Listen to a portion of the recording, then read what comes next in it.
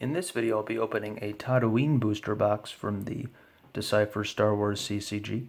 This was the first Episode 1 set that Decipher did, but it's not exclusively Episode 1. There was also a lot of helper effects and cards related to the Skywalkers. It seems like they had plans for a Skywalker set, and that sort of got merged into Tatooine to make sure they could get some Episode 1 cards out. So there's a lot of cool main characters, if you like Episode 1, that can be in this set. Qui-Gon, Obi-Wan, Maul, Padme, and maybe you count Aurra Sing as a main character, maybe you don't, but she's a pretty decent card. So we're going to get this opened up and open up at least one pack.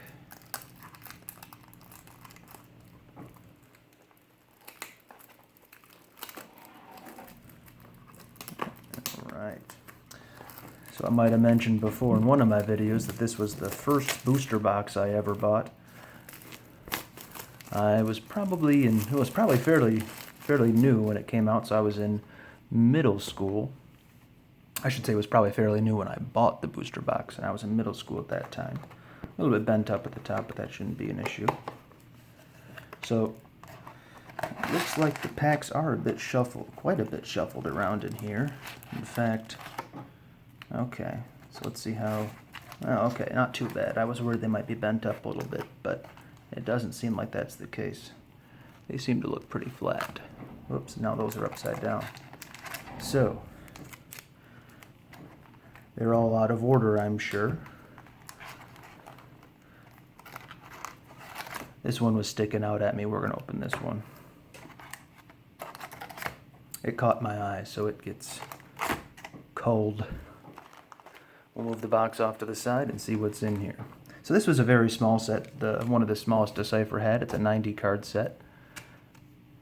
So it's the smallest of the official, or the main releases, I should say. 11 card packs. They started doing 11 card packs with Death Star 2, and they kept going for the remaining main sets. And I always like to open in Tatooine. Sure, you can get a helper effect for a deck that you might not play, but at the same time, you can get a really cool main character. Plus, the alternate image cards of the main characters are pretty valuable these days. Some of them are pushing $30, or at least the Maul is pushing $30. Oof. Well, that wrapper's a loss. Didn't mean to get it that bad. Okay. Whoops. Okay. So, this has been virtualized into a Mon Calamari Admiral. That's a nice card. Some Pod Racer helpers.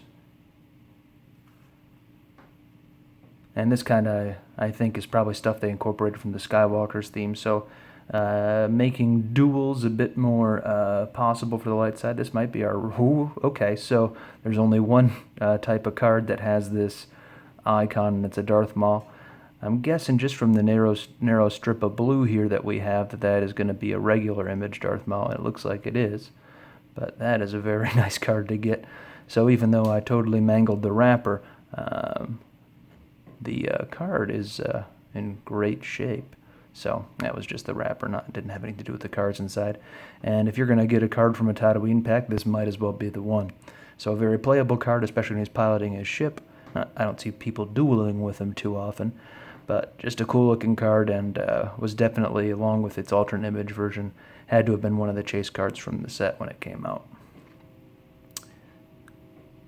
Just a cool looking card all around, and he's pretty powerful too. So some pod racing, and now we got the dark side dueling cards.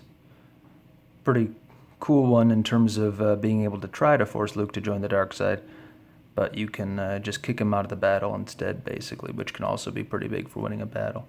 And to go with Maul, we have his electro binoculars, and then a pod race arena to close things out. So, that was a Tatooine booster pack, and we'll put Maul on the top here. This was the first Episode 1 set they did, and man, if you're going to get a card from Tatooine, as I already said, this is the one to get. So, that was a lot of fun opening that one, and I hope you'll tune in for my next pack opening video that I hope to have out soon. Thanks for watching.